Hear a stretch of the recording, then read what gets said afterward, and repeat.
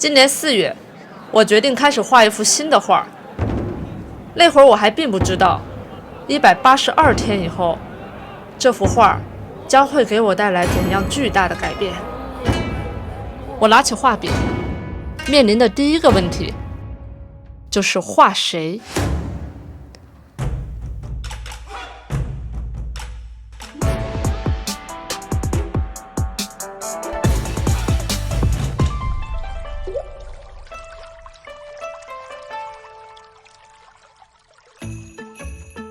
这一次准备的是1.2乘以2米的板子，这个尺寸比我以往的任何一幅都要大。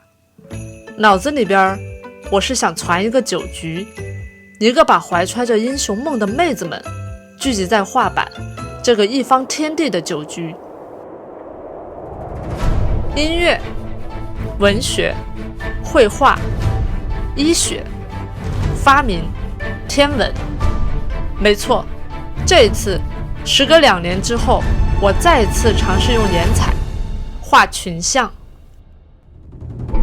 原本我构思的是一个仙女开会的画面，每个人都有各自典型的符号来代表他们的身份，就类似神仙的法器。但是等我把构图都安排好了，线稿都画完了，我看着这幅大画陷入了沉思。与会向瑶台月下逢不一样，这幅画的每个角色都是带着他们自己的故事而来的。简单的排列组合并不能表达我原本想要的画面。要不我们去看看他们吧。说走就走，为了搞明白问题在哪儿，我们隔天就飞去了江南，开始了我们的寻人之旅。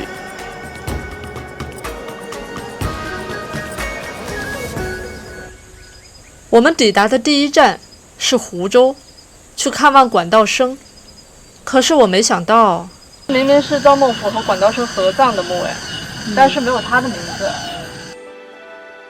管道生，她是中国元代的女画家，尤善梅竹，笔法公绝。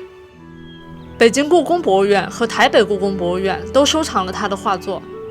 在男子3妻4妾的封建时代，她写下《我龙词》，为自己守下了一生一世一双人。而面对朝代的更迭、家国之痛，面对赵孟頫的犹疑不定，他坦然规劝：民与利，复之天，笑把鱼竿上画船。我不知道为什么，这位历史上著名的女画家，她的墓地在后世的指示牌上竟然连名字都没有。我望向环抱着她的那片竹林，以及竹林背后的晚霞，心中久久不能平复。那时候我还不知道，这只是这趟旅程的开始。后来我去了无锡，想去看看谭允贤。我想知道究竟是怎样的一个家族，可以超越时代的局限，力挺自家的女孩放下女工，悬壶济世。这就是谭氏宗祠。可是小楼巷里，谭氏宗祠人去楼空，只留下长帘紧闭的大门和越长越高的藤蔓。我到了乌衣巷，谢道韫儿时曾在这里成长。旧时王谢堂前燕，飞入寻常百姓家。在历史发展的过程中，原本的乌衣巷早已消失殆尽，人们新建了王谢旧居，除了门口一块小小的石牌，也很难再找得到永续之才与他的林下之风了。再后来，我去爬了紫金山，金陵是王贞仪的故乡。紫金山上有着中国近代第一座天文台，那里或许会有它的痕迹。紫金山上可以俯瞰整个南京城。陨石博物馆里收藏着星星的碎片，天文台上保留着古代中国的庞大天文仪器。可是当我站在天文台的展馆里，这里有那么多天文学家的塑像，这里还是他的故乡，这里却唯独没有他。这里是王贞仪的故乡但是这里没有他的名字。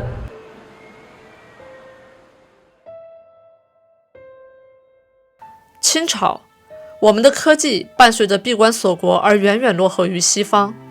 可是王贞仪，这个世界上唯一将宇宙宏观与微观结合起来理解天圆地方的人，他弄清楚了日食、月食的形成，写下了众多关于数学、天文等领域的科普书籍。这个来自中国的天文学家、数学家，依然在那样的时代，为世界科学的前进贡献了独属于中国的足迹。旅程到了这里时，我比出发前更加迷茫了。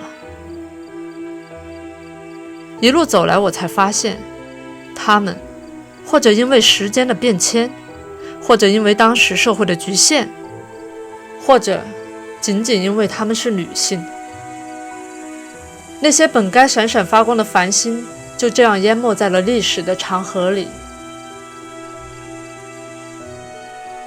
我看着围绕在浑仪四周，象征着四方天地的龙，我又想起了那天在管道声的背后，霞光里的那片竹林。我想，他们不应该缺席他们的故事。我想，回去以后，我要把他们画进画里。如果现实没有给他们留下浓墨重彩的一笔，那就由艺术来完成吧。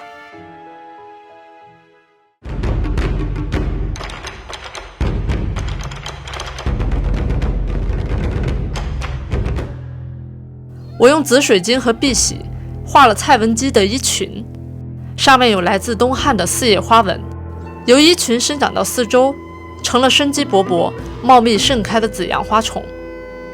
画中的蔡文姬安心抚着父亲留给她的交尾琴，再也没有飘零四方。她身旁是与神计蒙托着的酒杯，那杯中的酒自她背后的青山云雾中来，畅饮之处皆是故乡。而谭允贤，他跟随祖父母刻苦学医，后为驴子诊病。我在他的衣袖上描绘了益母草和桔梗花花纹，而他手中握着的正是由他所著写，当时中国医史上唯一的女子专科医案《吕医杂言》。我在画中为谢道韫又下了一场雪，他拿起过利刃的双手正捧着他挚爱的诗书卷轴，飘扬翻飞的衣袖是时过境迁也未曾褪色的王谢风流。而管道声侵蚀的夹缝中，他用竹子留下了自己的姓名，而那片竹林在千百年之后也依旧环抱着他。画中云霞与他朝夕相伴，仿佛从他的笔尖喷薄而出，蔓延了整个天际。而依偎在他和王贞仪身旁的小龙，正是从紫金山天文台云游而来。那条小龙原本攀岩的浑仪，在八国联军入侵北京的时候被抢到了德国柏林，后来在1920年回到了祖国，所以我存了点私心，在王贞仪的衣服上将大英博物馆里展出的那个美丽的蝴蝶云间也揉了进去，希望远在他乡的国宝们沾沾小龙的气运，早一点回家。是橄榄石是吧？对，但我不知道它磨出来是什么颜色，回去可以试一试。最后，我用在陨石博物馆里得到了启发，将橄榄石磨成了一种新的颜料。我想着用和星星一样的颜色，在王贞仪的周围画上独属于她的9天霄汉。江南之行的最后一站，我们去了上海。实话说，也许是之前一路的经历，在去上海之前我是忐忑的。等我们到了那儿，那颗悬着的心忽然就落地了。我在他的墓前站了很久很久，久到将这一路的风尘仆仆都尽数消散。黄道婆，她出身贫苦，命运几度波折，可她却凭一己之力将先进的棉纺织技术带回松江，同时大力革新纺织工具，推动了整个江南地区的棉纺织业发展，甚至改变了江南地区的产业结构。黄道婆被后人奉为先棉，被联合国教科文组织确认为世界级的古代科学家。那天纪念馆里除了我们几乎没有其他的访客，热情的工作人员见我们在拍视频，和我们说不要着急，可以多停留。他说可以的话，希望我们能把黄道婆的故事说给更多人听。我想人们记得他，记得他曾经做过的一切。从江南回来的路上，路过了济南。在杭州的时候，我们去过清照厅。当时的李清照宁愿冒牢狱之灾，也要将丈夫告去官府，反抗难以为力的婚姻、世俗和命运。全城济南，在趵突泉公园里，依旧保留着李清照的纪念堂。那里，济南本地的小朋友还会站在漱玉泉旁边，向往来的游客热情地介绍，这里就是他写《漱玉集》的地方哦。济南的阳光很好，有着清澈透底的泉水，所以我想，李清照得有“鹿茸花瘦，薄汗轻衣透”的长衫。她怎么可能只是一个婉约的女词人呢？面对靖康之难，面对自己的丈夫都弃城而逃，面对整个朝堂都仓皇南下，她是那个写下“自今思项羽，不肯过江东”的人。千古风流八咏楼，江山流雨后人愁，这又何尝不是另一种酒入豪肠呢？所以宴会上，她是唯一一个拎着酒瓶子喝酒的人。